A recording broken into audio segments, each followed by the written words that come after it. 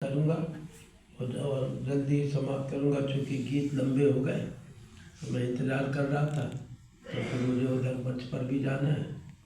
तो ऐसी स्थिति में बंधुओं, आज विदाई की बेला है। आप 9 दिन तक यहाँ रहे, यहाँ की चेतना में ओतप्रोत होते रहे, ब्रह्म मुहूर्त में जागृत होते रहे, ब्रह्म बेला में स्नान करते रहे। आप लोगों ने नियमित रूप से यज्ञ किया, नियमित रूप से प्रणाम किया, आप लोगों ने नियमित रूप से गायत्री की साधना की, आपने समय पर भोजन किया और यहाँ सुबह से शाम तक एक आध्यात्मिक दिनचर्या में व्यस्त रहे। अब आप जा रहे हैं तो विदाई की बेला भावुकता की बेला होती है। बड़े से बड़ा प्रखर प्रवक्ता हो, जैसे मेरे विषय में सारे देश और विदेश में अफवाहें उड़ी रहती है कि दुबे जी बड़े प्रखर प्रवक्ता है, तो मेरे जैसे आदमी की भी वाणी फूटती नहीं। हृदय आप लोगों की यादों से भरा रहता है, मन में आपकी स्मृतियाँ छाई रहती हैं, मस्तिष्क में आपके श्रेष्ठ जीवन के विचार उठते रहते हैं और गला अवरुद्ध रहता है। ऐसे समय में फिर भी उत्तरदायित्व को निभाना आवश्यक है, क्योंकि जाते जाते विदाई जहाँ एक और भावुकता की बेला है, वहीं पर संकल्पशीलता का भी समय है कि ऐसे समय में जो संकल्प लिए जाते हैं वह संकल्प अवश्य पूर्ण होते हैं।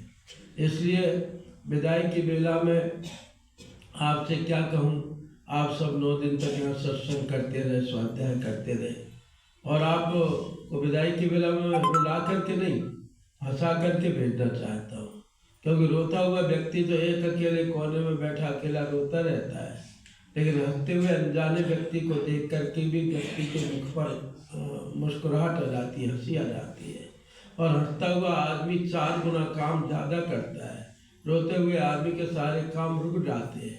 इसलिए मैं आपको रुला करके नहीं, विदाई में हंसा करके भेजना चाहता हूँ, जिससे आप कई गुना काम कर सकें। और आप वैसे भी यहाँ पर रहे हैं, कार्यकर्ता पुराने हैं आप लोग, जो मैं चेहरे से भाई बहनों की ओर देख रहा हूँ, कई भाई बहनों को मैं जानता भी हूँ, तो फिर भी आप यहाँ पर शिविर करने के लिए आए, ये आपका बड़प्पन है, आपकी महत्ता है।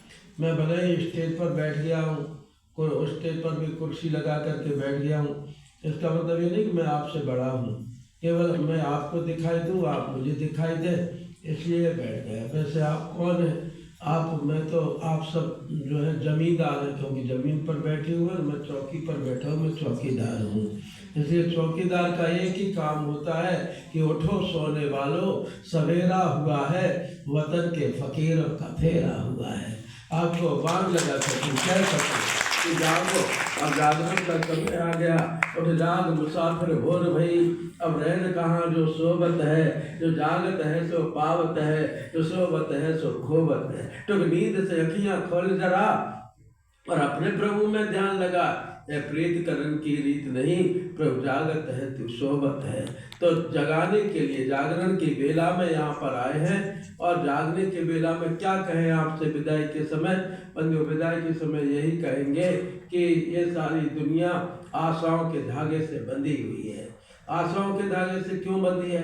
क्योंकि कोई किसान खेत में बीज फेंकता है तो उसे उम्मीद बनी रहती है कि बीज निरर्थक नहीं जाएंगे, कुछ दिनों बाद में कई गुना फसल काट करके अपने घर में रखूंगा, उसको उम्मीद बनी रहती है।